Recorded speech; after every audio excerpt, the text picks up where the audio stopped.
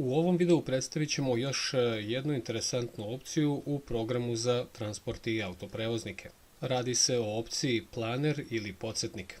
Ona se nalazi u glavnom meniju i dovoljno je da kliknemo na dugme Planer.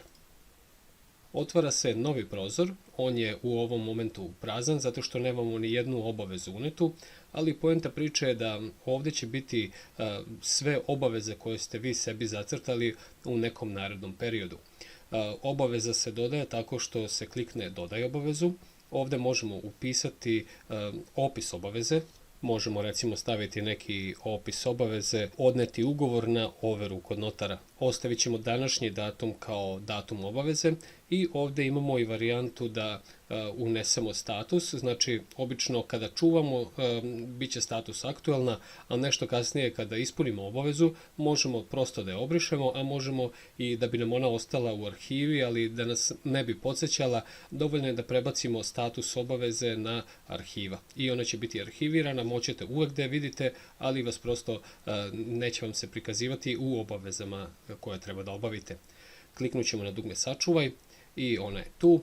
Evo možemo dodati još jednu obavezu da bi imali čisto dve radi nekog primjera. Kliknemo na dugme dodaj obavezu. Evo opis obaveze je pozvati partnera oko dugovanja i stavit ćemo recimo da to je nešto što bismo trebali obaviti za 3 dana. Znači datum bi mogao da bude 7. i ostavimo dole status obaveze da je aktuelna. I kao što vidite kada smo je sačuvali, ovdje u obavezama za dan te obaveze nema zato što ona ne pripada današnjem datumu, ali je ima ovdje u obavezi za celu nedelju.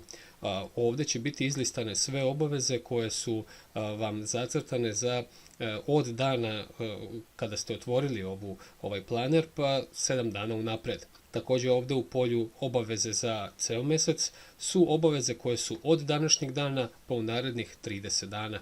Što znači da kada uđete u ovaj planer, automatski će vam biti prikazane obaveze za današnji dan i one će biti ovdje u ovom polju obaveze za dan. Znači tu će biti izlistano sve što je u planeru za danas. Ovdje ispod su obaveze za nedelju, to znači za narednih 7 dana i ovdje u ovom najvećem prozoru su obaveze za ceo mesec. Evo ga, to je taj prikaz, a možemo naravno i da obrišemo, tako što ćemo kliknuti na unos koji želimo da obrišemo i na tastaturi pritisnuti taster Delete.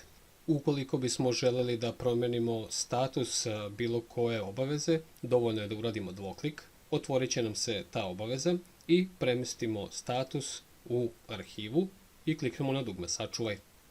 Sada će ova obaveza biti arhivirana i ako ponovo uđemo u planer, nje nema, ali ukoliko bismo za prikaz odabrali ne aktuelne nego arhivirane obaveze, ona će se pojaviti.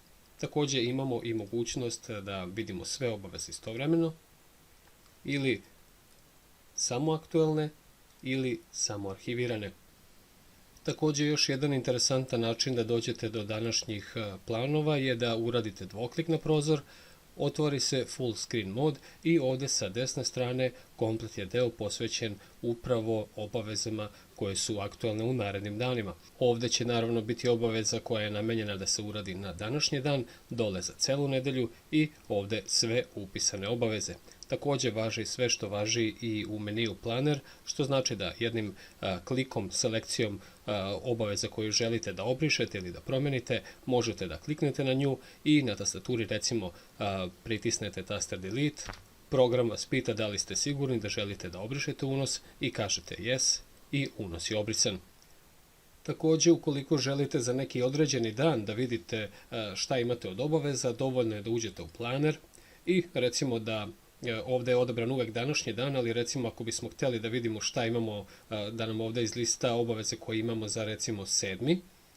Promenit ćemo samo ovdje broj na 7 i evo već je izbačena obaveza koja je aktuelna za datum 7.11.2020. godine. Tako možemo za bilo koji dan da proverimo prosto šta je to što imamo od obaveza da bi znali da uskladimo sa našim ostalim radnim aktivnostima. To je bila, nadam se, još jedna interesantna novina u programu za transport i autoprevoznike. Da dobijate obaveštenja o novim videomaterijalima, kliknite na dugme subscribe. Ukoliko imate neke predloge, pišite nam u komentarima.